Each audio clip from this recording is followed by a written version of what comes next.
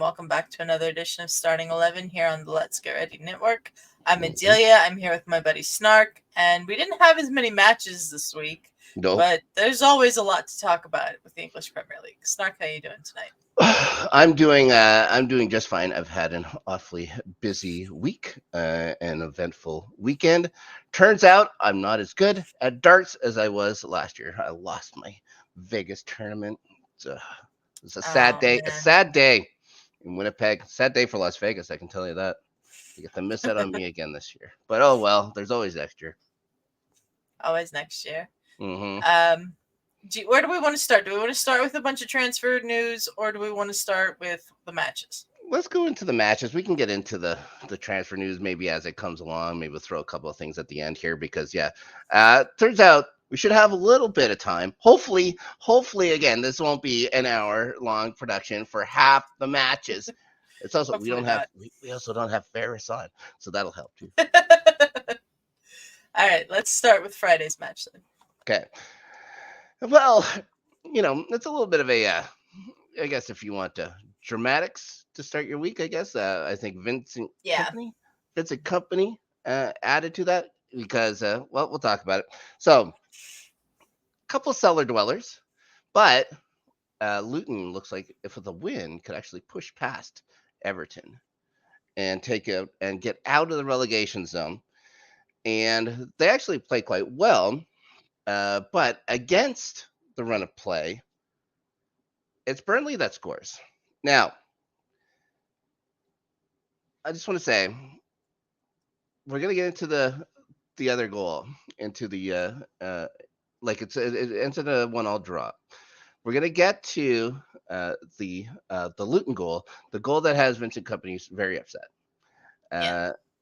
But from this play, it looks like Johan Gudmundsson actually gets into the road of Kaminsky, and he can't make the play. He can't make the save on that. I thought that, if anything, that should have been a VAR check as well. That was not checked. That was not checked at all. Yeah. Kompany seemed to disregard that when he went on his rant afterwards on TNT or whatever in England, and said that the league's against him. All these things happening against Burnley. Vincent, I don't know if you've paid attention, but officiating in the English Premier League sucks. And it happens to everybody. It happens to everybody. Everybody gets screwed except Tottenham. Tottenham seems to skate by. I wonder how that happens, but Tottenham keeps skating by. But let's go into the goal that he's a little upset for. Now, Alfie Doughty makes a nice cross into the box. Carlton Morris gets up, heads it in. But what makes Kompany so upset is that he thinks that Adebayo backs up into Trafford to stop and to knock him over. To me, two things. One, it looks like Trafford was looking for contact because he was not getting to that ball. No, he was not getting that ball at all. Carlton Morris was getting to that ball first, and he was going to score. It didn't matter. Second of all, it looks like Adebayo was actually knocked back into him. Kompany said that he takes 2 turns to look back. I didn't see that. I didn't see that ever. That either. It looks like he's like the defender's coming in. I'm wondering if I wrote down who the Hjalmar Ekdal. I just wanted to say his name, Hjalmar, because how many times am I going to get to say it? Hjalmar Ekdal kind of backs him into James Trafford, and the goal stands. Now, Vincent Kompany, I didn't like him much as a player. I had respect for him as a manager. I guess I still kind of do. He's fighting for his club. What are you going to do? But, buddy, relax. It happens to everybody. And if it happens to Burnley more, it's because you're Burnley. It doesn't matter. I will say on this... You're not going to be here long. Yeah, I will say on this, the first time I saw this goal, I was like, well, they're going to call that back. Right. And then I saw the replay, and I was like, well, he was not getting to that ball at all. So you can't say that he was impeded from getting to the ball, because he had no chance at that. No. So I think they made the right decision in letting the goal stand. Vincent Kompany, I understand he's upset. He's had a lot of stuff happen this season with his team. But this is not a call that they got wrong. No. I will be, as you well know, And as this show knows, we, as a whole, have zero problem calling out VAR for their ineptitude, which zero they have problem. Plenty. They have plenty. Yes. But this time, I think they got it right. Although I thought, they went to get the ref to come see it and stuff like that. But I think he was at the angle he was at. I think he made the correct call. There's no way he could have called a foul on the pitch. And there's no reason why VAR could have said no to this. Like, there's just too much stuff happening there. It's is it a classic goal? No, but it's fine. Like after watching the replay, it was fine. There was nothing wrong with it. Move on. You guys get your point at least. You might not have gotten 3, but you get a point. Yeah. And everything helps. You're not Everything Sheffield United. Help. You're not Sheffield United. You're not completely they're out not of it Sheffield yet. United. They're not completely out of it yet. Let me look at the table real quick. What are they sitting on? They at 11 now, or no? They're at 12, maybe. Single load. There we go. Mm-hmm. They are sitting on 12 points. Right. So they're 3 clear of Sheffield United, and they're only 4 behind Luton. I understand that 3 points and denying Luton a point would have been big. Yeah. But they're still well within touching distance of getting out of the relegation zone. They're in a much better position than Sheffield United is. Mm-hmm. So I'm not too worried about that yet. But I honestly think the 3 promoted sides are the ones that are going down at this point. But yeah, depends on what happens. We're going to talk with Everton in a minute. But Brentford hasn't looked good either. They've looked terrible. No, but Brentford's looked terrible. They're getting somebody back soon for next week, I imagine. But we'll talk about more matches. We'll talk about some rumors now that the transfer window is in full effect. After a quick break for Justin to talk about our Patreon. Hey guys, it's Justin, aka Hambone, just here to let you know a couple of things that we have going on with the channel. One, we have a Patreon. If you can and want to support us, you can do that. As little as $1. You can join the Discord. We also have a merch store where you can get some cool shirts, mugs, and stuff with all of our different shows and labels on there. And thank you for all of our supporters that have already been there with us. That's patreon.com/LGR_network. If you're interested in helping support the channel, $1 a month gets you into our Discord. And while you're here watching this video, if you're not subscribed, go ahead and subscribe to the channel. It really helps us out. We're inching ever closer to getting 125 subscribers. I think we were 5 away last time I looked. Nice. So we're getting closer. Very good. And you know what? Always lovely to hear the soothing, intoxicating dulcet tones of young Hollywood Hambone. Yep. One of my favorite Alabamans. Favorite Alabaman. Wow, that is I actually don't know any other Alabamans. So yes, I would guess by default, he's right up there at the top. Okay. Now we get to talk the good news. We get to talk not flying the flag yet. Not flying the flag yet.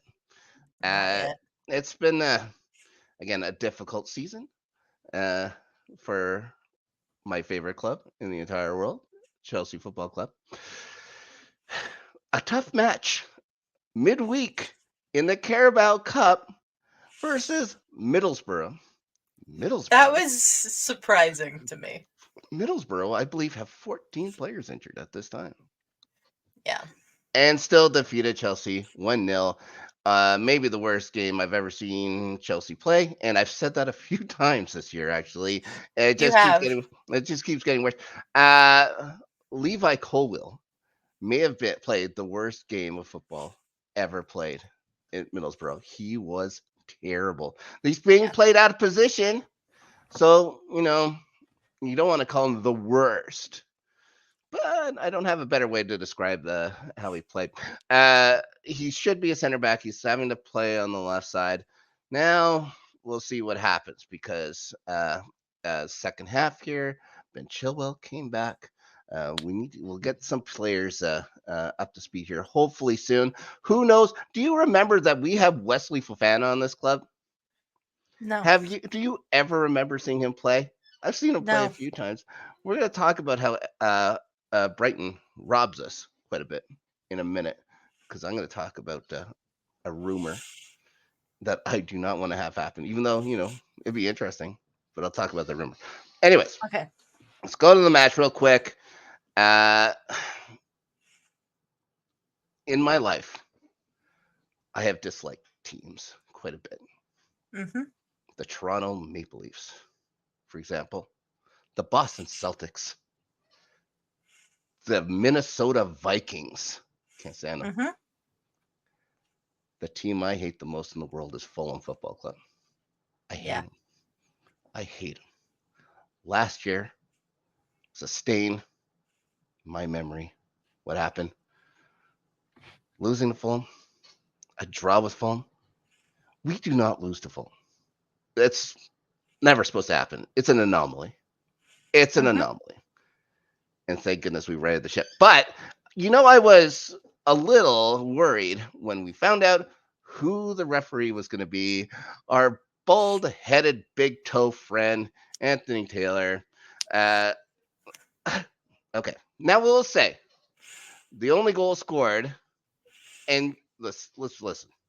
The first half, maybe not terrific. I think we had the better chance. We were the better club. Well, overall, we were the better club. Yeah, we just played better. Yeah. So I'm not gonna, I'm not gonna get too down on them. Didn't make good with their chances. Again, Raheem Sterling. All right. Like, did we miss? Like, did I miss Nicholas Jackson? Like, honestly, because Armando Broya has shown us nothing. There's nothing, and I'm so rooting for this kid. He's been with us forever. Nicholas Jackson's at AFCON, right? Right. Yeah. Yeah. Yeah. Like, is Broya in more poor form than Nicholas Jackson? I'll have to say yes. And at least he's played like 3 games and not gotten hurt, which is weird. Yeah, he wasn't good in this game. No. Not he's getting it like he's a big guy. He gets up to get headers, and he just misses. He misses he's right in front of the net. He'll miss by 3 feet, 4 feet. Yeah, just no control. I don't know if it may be a squeezing the stick thing. Like I've talked to you about players on your squad before and stuff like that. Just in a mental state in their head where they have to do so well, and they just get so wound up with themselves they can't do it. But I don't know. Okay, let's bring up the striker thing. Now, of course, Chelsea has been linked to Osimhen before and stuff like that, and his incredible $130 million buyout, which is bananas. Here's the thing on Osimhen: who's going to get him the ball? Yeah, because we play such a weird formation. Like nowhere, it's not a formation played where Osimhen's going to thrive. No one's going to get the ball to him cutting in. All right, that's how he scores, and he gets it done in Italy. But over here, it's not. That's not how they work. It's not how Chelsea works. Yeah. Maybe things are changing because Enzo had a real good game. Finally, Caicedo had a real good game. Finally, they had a real good game together. Finally, so maybe things will change. But I will say, Conor Gallagher, as much as I like the kid, as much hustle as he has, how many goddamn chances do you have to take before you score? He hasn't scored yet this year. How many have to go off the woodworks for this guy? And then, well, at least those go out to. At least those are good strikes. Sometimes it's just like pushing the ball towards keepers and stuff like that too. I don't get it. I don't want to sell him though. Like I don't know what it is. I don't know what it is. We can make a lot of money off of this kid supposedly because Tottenham really wants him. But as a proper Chelsea man, he does not want to go to Tottenham. So I appreciate him for that too. But I guess we can go on to the game. Okay, I was going to talk strikers. Yeah, Osimhen, fine, whatever. We're linked to everyone. Ivan Toney is not going to happen. Not for Chelsea. I don't think it'll happen for anybody. I brought that up on the show on our last show. I don't think Ivan Toney's going anywhere. I think Brentford's in a lot of trouble, and they need all the help they can get. Yeah, I agree. If they can sell them, they'll sell them in the summertime if they're about to be relegated. If they know they're getting relegated, they're going to start the process. They know they're going to have to sell them. Yeah. If they don't, it's the top half of the table right now. I could see them selling Toney in this window, but they're not selling Toney in this window. They need him too much. Yeah, they need him way too much. Now, the rumor that was printed by The Score here in Canada. maybe another fleecing because they're talking about Chelsea being linked to Evan Ferguson for £100 million. A 19-year-old kid who I really like. I like Evan Ferguson too. Like I said, we've talked about him on the show. 19-year-old Irish kid. He's good for a 19-year-old kid. He's good for a 19-year-old kid. But that's not what we need. You know what we need? We need like a 32-year-old grizzled veteran who doesn't like anybody. What this team needs, and I was thinking about this too. Pochettino is like a therapist to these guys. He's their buddy. Who are these guys rallying against? Yeah. You need an enemy in the room. You need something to get these guys together. That game against Middlesbrough, it was 11 guys. It was like they're picking flowers in the field at Ladybugs. It was terrible. They were terrible. They need something to focus on, and they could focus on their hate on somebody. That'd be great. Have a striker that just, commands respect, commands just a physical force. Now, who do I get? I have no idea. I'm sure that if there is a striker like that, he isn't going anywhere. I can tell you that. Yeah, and I think one of the problems that you guys have is trying to get somebody that's really good, that's a veteran striker to come to Chelsea is you don't have European football. No, and might not for a couple of years. Although because of the win, because of some things that have happened, we're moved up. Now we're in 9th. I think Newcastle drops behind us, who have again a ton of injury problems as well. But even as they've gotten guys back, they just haven't looked sharp. Thought they'd look better after they got bounced from European play. They have not. So we'll see what's happening with them. To the goal, to a guy who actually scores, and it's Cole Palmer from the spot. It was a fantastic play. The little sneaky pass into Sterling. Sterling gets flipped. He jumps high into the air, and I guess that's the only way you get calls or whatever. Anthony Taylor, you could see him drop his head when he had to point to the spot. Broke his heart. Broke his coal-infused heart. Yeah, but he had to point to the spot though. Yeah, that would have been a clear and obvious error if he wouldn't have done it. So he had to do it. So Cole Palmer steps up. He takes good penalties. He's getting used to it. He's scored a bunch now with 9 goals on the season for Chelsea. We might finally have a player break into the double digits for the first time, I think, since Diego Costa or something like that. So it's been a while. Nicholas Jackson has that chance too when he comes back. I think he's sitting on 7 now, 7 or 8. Anyways, he might have a chance. We'll see how much of a chance he has. I believe we're going to be saying with these strikers. I don't think we're going to go get one in this window at all. I don't know if they're going to be looking, are they going to be looking at defenders? I would imagine maybe just because we can't keep anybody on the pitch, which is a shame. Yeah, you guys have had issues with that this year. And we have strikers, but they're also young.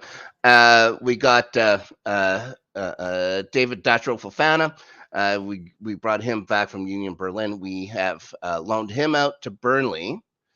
So hopefully he gets some playing time. Hopefully he gets more than, say, Andre Santos did over at Forest. As for Fofana, I don't know if he's actually moved on anywhere yet. I think he might still be in at Cobham and stuff like that. I don't think we've moved on. I haven't noticed. One thing I did notice is Ian Madsen, a guy that we had loaned to Burnley last year. Took him back. He fought to stay with Chelsea. Couldn't get on the pitch. It's just players better than him. Except for the occasional sub on. He has now been loaned out to Germany to BVB. Hopefully get some playing time. But I'm not sure. But I think there is an option to buy at the end of the loan spell. So we'll see if that does anything for him. Good luck to him. If not, again, a Chelsea kid. Like you grew up in the system. I'm always gonna root for those guys or whatever. I'm maybe not Mason Mount.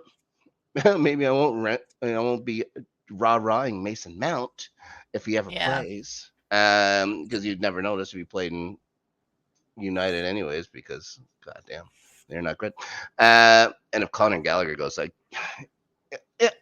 if he goes to Spurs, I can't though, right? If he goes to Spurs, I can't. Okay. You can't cheer for Spurs ever. No, it's just making sense. It's just a rule. We're going to talk about a Chelsea signing. A former Chelsea signing they made when we talk about Spurs a little later in the show. A strange one for me, but yeah, whatever. Jordy Petrovic continuing a fine run. How does Robert Sanchez get his position back when he's back from injury? I don't think he does. He does not.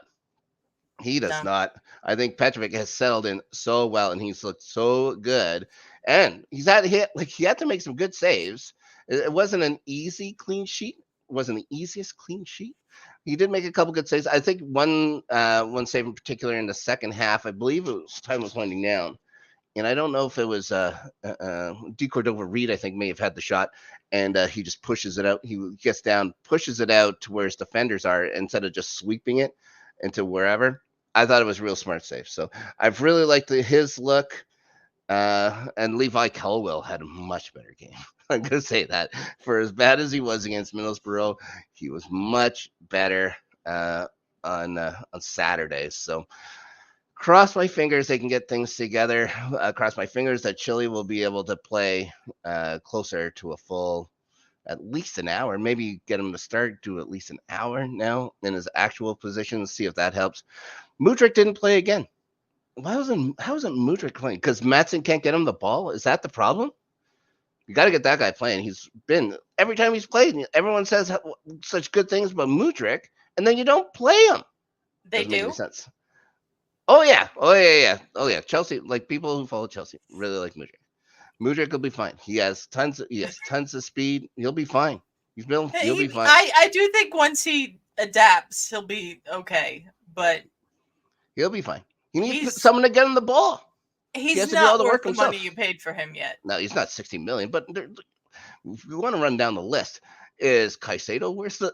Is Enzo worth it? They haven't made. You guys paid outrageous prices for these players that have not lived up to these price tags. They made it impossible to. They put the price tag on them so big. There's so much pressure on them. You have to live up to 100. I agree. Not Mudryk. A lot of this the problem with these players, I think, with the pressure, comes from the fact that these clubs just want to make a payday off of these players. Like Shakhtar Donetsk did no favors to Mudryk. Enzo came from Benfica, right? No favors to Enzo. Brighton did no favors for Caicedo. They fought like hell for that, and Brighton always bends us over. That's why I was like, no to Evan Ferguson. No to Evan Ferguson. We've done this happened too much. Fofana, we get injured. Marco Correa. What are we doing? These clubs are seriously hampering the careers of these kids, I think. So too much pressure, too young. There's no leadership there besides Thiago Silva, who's 39 years old. He isn't going to be hanging out with the boys and stuff like that. They all love him. But, he's got a wife and family and stuff like that. He's got too much on his plate at 39 and still probably our best defender, for God's sakes. And who knows if he's going to come around. I don't know why he's not your captain, to be perfectly honest. I think they want to do that whole thing where they're all growing together.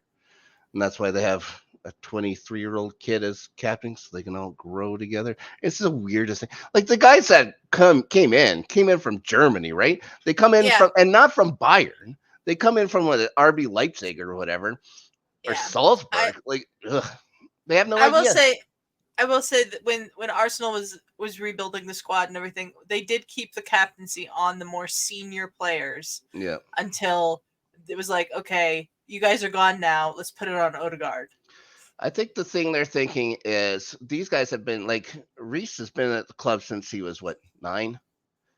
Yeah. They give it to Connor.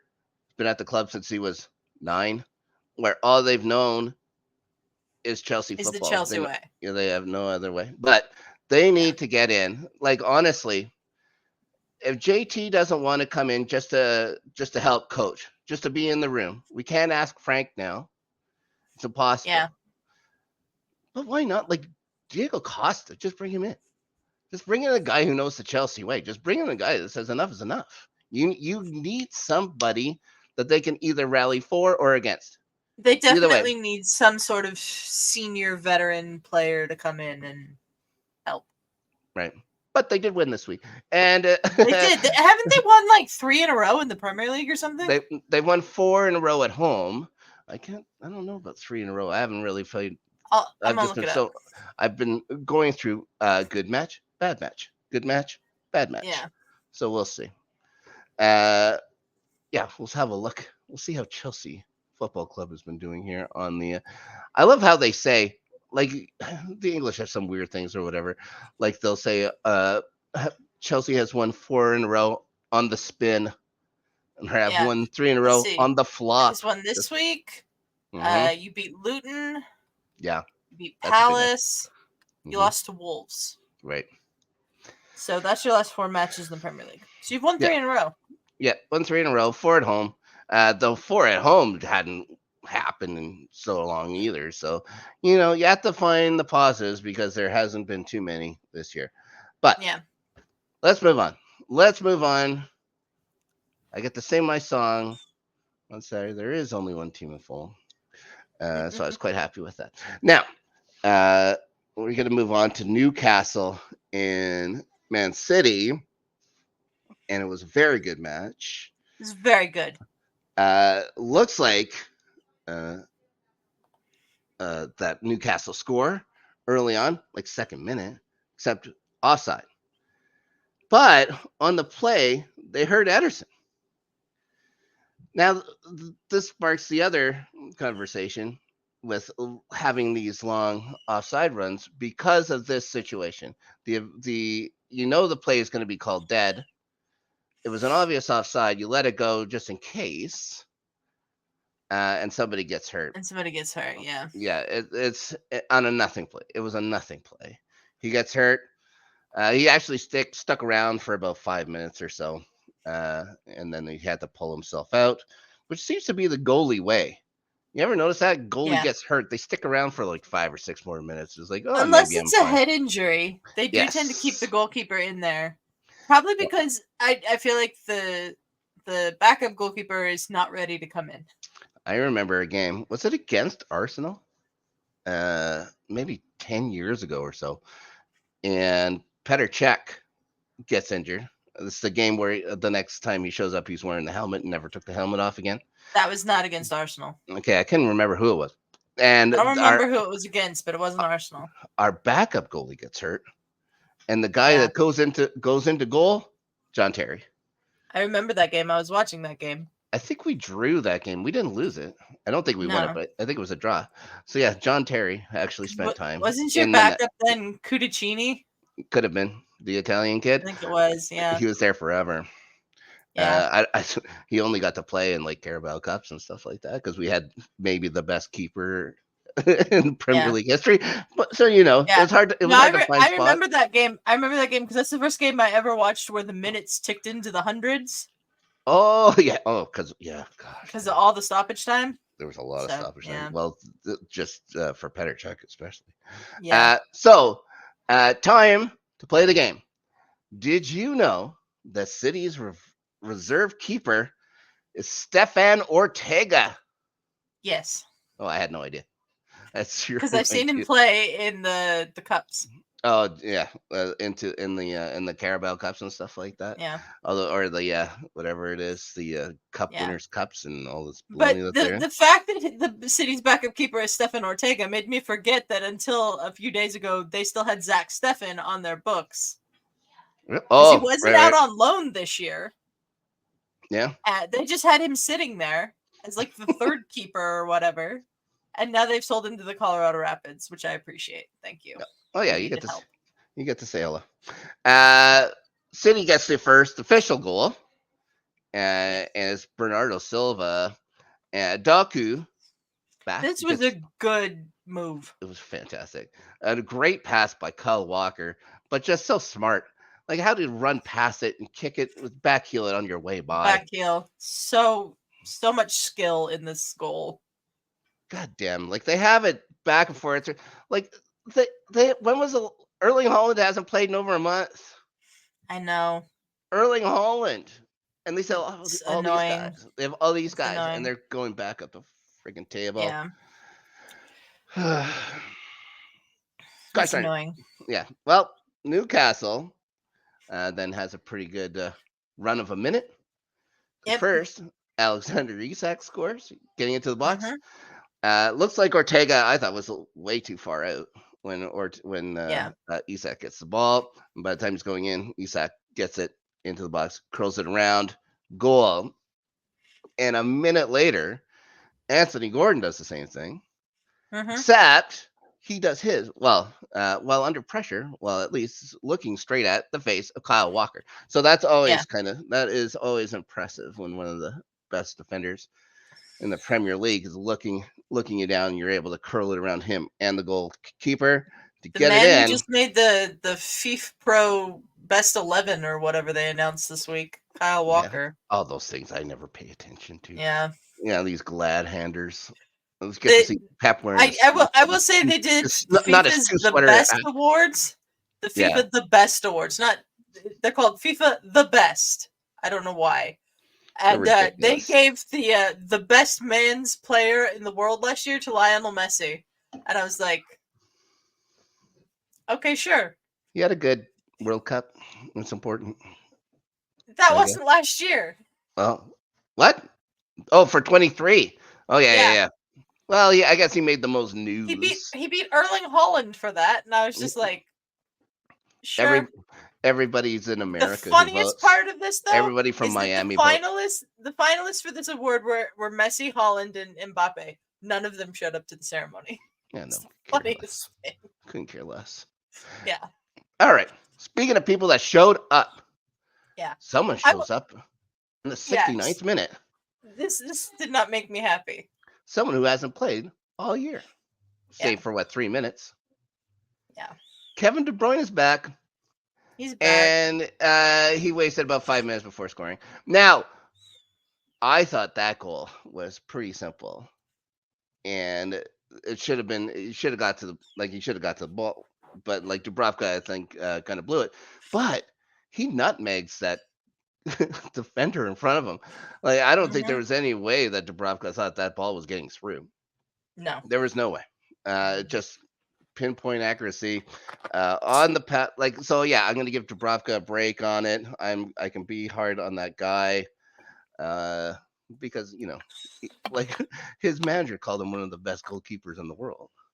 So you're going to say that though. Yeah. When you have to rely on your backup goalkeeper. That's true. I don't think they said that about Petrovic. Of course, we wouldn't say that about our first choice or former first choice keeper either, Sanchez. But whatever, doesn't matter. I'm just gonna get upset about it. I like Petrovic. He's gonna be fine. Now, it's just into extra time, and De Bruyne does what he does best, and just a pin perfect pass to Oscar Bob. Oscar Bob makes Trippier slide through, and then he just walks Dubravka. I didn't know Oscar Bob was on this team until about a month ago. He's good. They have everybody. Yeah. They have everybody. And now I felt bad for Newcastle, which I did not like, but I felt bad for Newcastle. They had one good minute. They had one real good minute. Besides the first 2 minutes where they had a chance. They had one real good minute. De Bruyne came on. They were defending for their lives and doing a really good job of it. Yes, yeah. They couldn't hold on. But they weren't attacking. They weren't going for more and stuff like that. You can't hold back against City. You have to push against City. You have to push against City all the time. So now City, from a time of vulnerability, is looking pretty damn sharp again. I think they're up to second. Are they in second? I believe so. I think they're in second with they're in second. A game in hand on Villa. They're tied with Villa on points. Right. They're ahead on goal difference. Mm-hmm. And a game. But they have a game in hand, from when they went and played the Club World Cup. Right. Because Villa played as well. Yeah. We'll talk about what's going on with Everton first. Okay. Everton, of course, slumping again. Had a 10-point deduction because of breaching FFP rules by the Football Association. Now, it turns out, I guess the Premier League can just decide to give you a deduction for the same exact thing, because they're in danger now of losing. I don't think they're going to actually lose points. I think they're going to get fined for this. They're in danger of losing more points for financial fair play rules, for losing way too much money. I guess they spend money not getting it in. They're building a stadium. They're doing all these things or whatever. Also being implicated, Forest, and Forest is actually, said, we're being looked at and stuff like that. Forest, who when they got promoted, went on a crazy spending spree themselves, only to see them kind of middling around. I don't know their money or whatever was not, I'll say, not well spent. But it is what it was. They'll be looking at the two of them. Of the two, I just don't see how it flies to punish Everton twice for the same act, and considering Man City still has 80 charges left against them. 80 charges? Try 115. Yeah, like they're just waiting. Yeah, and they're waiting. They're waiting on all this stuff. It's because they have so many. Why don't you go year by year? How about you start with that? Okay, here's your first 10 points. Here's your second 10 points. Here's your third. It's not going to happen. It's Man City. Who are we kidding? It's not happening. They could be the best team in Division 2 history. Oh my gosh. Paris Smithana, friend of the show, was telling me today that if you have that many charges against you and you get found guilty, you should be relegated to League One. I was like, they're not going to do that. They won't do that. They should have to play at their training pitch. They should. Whatever. I just get the feeling that they have to give City some sort of punishment. They're just trying to decide what kind of punishment. What do you mean? As I read on Twitter from someone, don't know who it was, might just be someone speculating, they might be negotiating with the goddamn country that owns the club over this now, because it's a, political thing now. Bullshit. Come on, you guys. They should, to have them suspend operations for 2 years would be funny. And then then put them in the championship or something like that for a year. They'll come right back up. But yeah, for that many, oh my gosh. We talk about this a lot because there really isn't much to talk about in the match. Yeah. At all.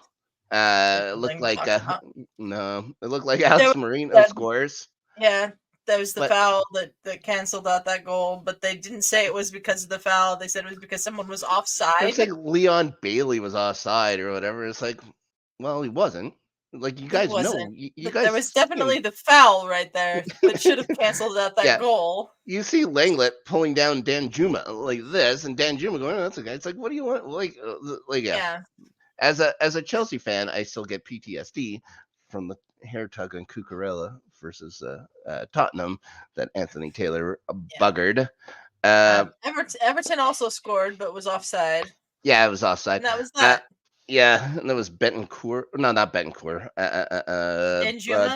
Doucouré. It was Doucouré, I think that. That scored or whatever. But well offside. Easily could have blew the whistle. They did not. They just let it go on and stuff like that, which is whatever. All right. It was a 0-0 draw. I do not like that rule.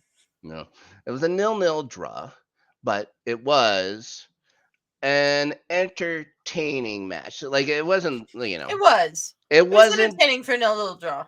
It wasn't West Ham Brentford bad, which is one of the worst matches I've ever seen in my entire life. Terrible. I had a couple of notes about some rumors I forgot about in the Newcastle match. One rumor going around is Liverpool, and they always throw Chelsea's name in. I don't believe it for a second. Looking at Bruno Guimaraes from Newcastle. I can't imagine Newcastle letting him go. 100 million. Another 100 million. Like, they think Chelsea's made out of 100 millions. I think that they think that they can just slap 100 million price tag on everybody now, and somebody's going to come along and pay it. Yeah, because we had so many people going for 100 million. They'll look at Todd Bowley and said, "You gave that pitcher how much money?" All right, 100 million for this guy. Let's move. Yeah. So only the 6-0 draw this year. Pretty good it's pretty good. Yeah. Yeah, considering how many we're 21 weeks now into it, 21 and a, or 20 and a half, I guess. 20 and a half weeks into it. 10 matches each. Not too bad. Yeah. Let's move on. We've talked enough about Everton. Yep. We've talked enough about Villa, who blew it. Villa, do they just get too nervous at the top of the table? Every time they have a chance to go and grab the brass ring, they slip. Every time. It's like they get... Are they just too scared of the top four? Is that it? Are they going to drift back? Are they more comfortable a 5-6 seed? Because if they keep doing this and not grabbing chances, like you gotta... Everton had lost 3 in a row. Like Everton was back to being Everton. They should have won that game. Should have won that game. Should have won that game. All right. Let's go. Let's talk about the last match of the week. Last match. Man U. Tottenham. I talk Fulham. How much I hate them. Goddamn, I hate Tottenham as well. This is my most hated team. I also hate Manchester United. I hate Man United too. But Spurs, the worst. Yeah, there's putrid. They probably smell of an old boot. Anyways, Man U 2, Spurs 2, and if you would have listened to all the pundits afterwards, you would have think it was Tottenham 30, Man U 2. Supposedly, Man U had no chances at all, and it was all Tottenham. And look at the possession. Man United had Rasmus Højlund score in this game. Yeah, a rocket, an absolute rocket. I couldn't believe it. And of course, it was after Rashford gets dispossessed in the box quite easily by Udogie. Yeah. But it just comes to Rasmus Højlund, and that's like I think it's like his second goal in the last 3 games or something like that. He seems to be finding his scoring boots. Well, somebody around there has to. Okay, and then it's Richarlison getting the tying goal. I think it's a Pedro Porro corner. Another person who couldn't hit the back of the net last year who has found his scoring boots. Yeah, and mostly his head, but also his boots. I did like after the little slide use celebration, he did the turkey trot to the fans for some reason. Why? I have no idea. Now, again, this is before the half. And people said that, it was a entertaining first half, and then United were terrible in the second half, because they gave up a goal in a minute in the second half. We'll talk about that in a sec. Now, with this goal, the Marcus Rashford goal, Johnny Evans starts to play. He passes it out. I can't remember who it goes to. It goes to Rashford. Rashford's in the box, and he actually doesn't get dispossessed. He scores. But when Johnny Evans scores, Richarlison's with him. Doesn't touch him. He's nowhere near. Evans decides to take 2 steps and then flop to the ground and then sit up with his hands up like the worst thing in the world to have. He is doing this while his teammate's scoring. It's like, God damn it, buddy. Like, come on, have some pride in yourself. I get it. You play for United, Evans. You don't have pride. Whatever. Yeah. Northern Ireland's own Johnny Evans. Yeah, stop the bullshit. It's easy. Just stop the bullshit. It was a nice wall pass from Højlund that got Rashford in there. And then less than a minute into the second half that Tottenham was so amazing at, Timo Werner, my old buddy from Chelsea, he's back. I don't understand this move at all. He's back. God bless him. He didn't have the decency to say no to Tottenham. So there's one thing. But he does have a nice pass to Bentancur. Bentancur goes in. He gets around, 5 red pylons? Yeah. And then puts a screamer in right next to his keeper's face. Was that Onana in net? It was Onana in net. and then he rushes off to Africa right afterwards for strange. But it's right at his head. How do you not cover up like this? Like, I don't know how that goal goes in. It was terrible, but maybe one of the worst. Like, it looked like he was playing a glitched video game because nobody moved. He got the ball and nobody moved, and he's allowed to go in. Terrible defending. Terrible. Yeah. Actually, like United, they talk about they didn't have shots, or they had a bunch go off the post. They had lots of chances, just not on net. Like Tottenham's 16 shots, I think they had 9 on net, but a lot of them were rolling in and stuff like that. Like they also hit the crossbar, and one crossbar was just ringing for a while. This is before the half. So I think they had the equal amount of chances. I don't know why everyone's all up for the Tottenham Hotspurs, but it doesn't make any sense to me. I don't know. They act like Tottenham and Ange Ball and all of this bullshit is so spectacular, and it's just because they play a high line. They play a high line. Oh my god! Like it's not. I mean, compared to the way Tottenham used to play, I suppose for these Tottenham fans, give it to amazing. Give it to one guy and watch him go. Yeah. Give it to one guy in the box, watch him head it in. But this was not good. Andre Onana is sticking around with Man United until the day before Cameroon's first game to play in that game against Spurs, get on a plane, fly to wherever the African Cup of Nations is. I don't know where it is this year. It's in Côte d'Ivoire, I believe. Oh, well, he didn't make it in time for the game, apparently. He didn't play today in Cameroon's 1-1 draw with Guinea. Let's see, where was this game? It's either in Côte d'Ivoire or it's in Ghana. I can't remember if they said Ivory Coast or Gold Coast. It's one of the two. Gold Coast is in Australia, so. Well, the Gold Coast, there was a Gold Coast in Africa where Ghana was or whatever as well. Maybe I'm thinking of the Diamond Coast. I can't remember. I don't know. But anyways, it's right there on this part. It's in Côte d'Ivoire. Oh, there you go. The home of the King Didier Drogba, my favorite. Now, one could argue the last great striker you had. Diego Costa was good, but no one's better than the King. No one's better than Drogba. Some quick news for Spurs. We said it before. Eric Dyer to Bayern. What is this move for Bayern? Like, I just think that they have a former captain of Spurs over playing for them, and maybe he's lonely. Maybe he needs somebody to live. £10,000 a night hotel into whatever. He's out of the hotel and now he's in a cardboard box somewhere, and he needs a buddy. I guess I don't know.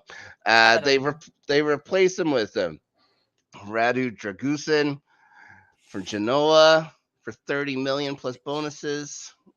All right. I guess he's I think they said he's 21 or 23, a Romanian international. Can't top those Romanian internationals. Now, some more quick notes just on rumors and stuff like that. Looks like Arsenal can move Emile Smith-Rowe. Maybe. We'll see. They've been saying that in like the last 2 windows and nothing happened, so I don't know. Mohamed El Neni, who you informed me has been around for a while. He's been there for a while. Thomas Partey, who has been out of favor, it seems. Yeah, and Jorginho. If Jorginho isn't not doing your penalty kicks, and I don't know what point he has on any team. I think that Jorginho stays, especially if we get rid of Partey. But yeah. Someone has to be on the bench. Now, there's also rumors about Arsenal, as well as Tottenham, Fulham, and West Ham looking at Mexican international Santiago Jimenez from Feyenoord. It's a striker. So maybe is that the striker you guys need? I don't know. We definitely need a striker, but we're not going to be getting Ivan Toney or anybody with a hefty price tag. I'll tell you that much, because we've got to keep up with the financial fair play laws, which is one of the reasons why Emile Smith-Rowe might go. You have to get players out. You have to get a lot of players out. Yeah, you have to grow. You have to. Yeah, that's the whole thing about the academies and stuff like that. You got to grow them to sell them. If they can't make it or whatever, get rid of them.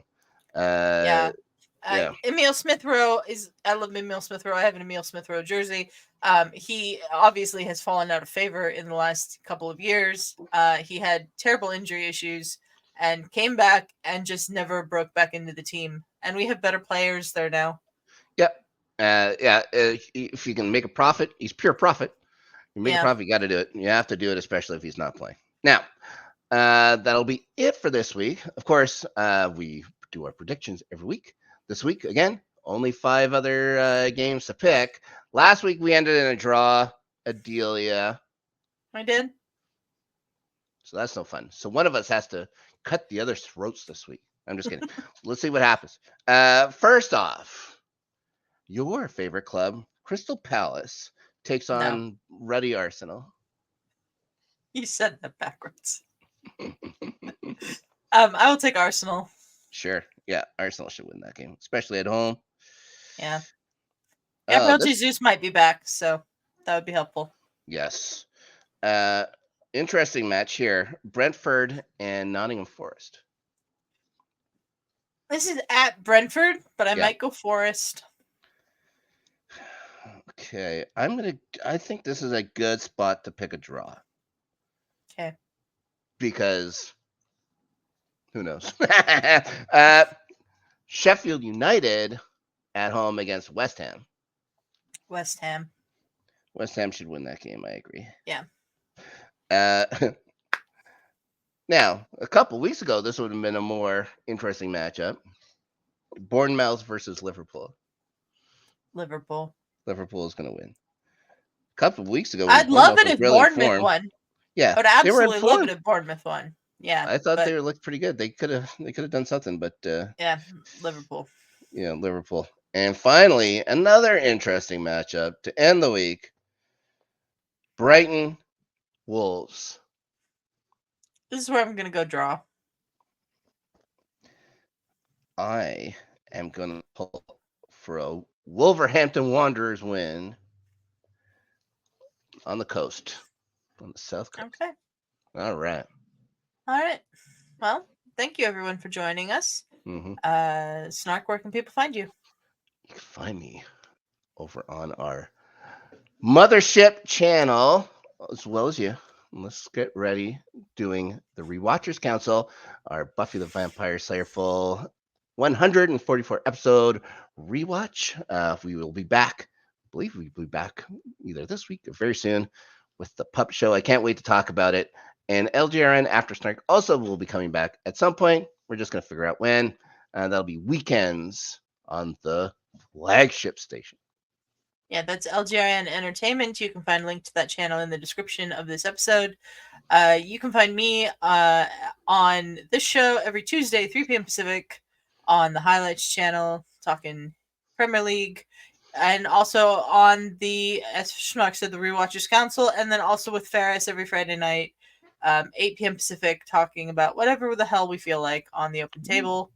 Hoping to be back this week. We've both been sick to start this year, so we haven't had any episodes. We're hoping to be back this week. And you guys can get some Starting 11 merch if you want over at letsgetreadynetworkshop.com. Nice. Until next week, everybody, we are out.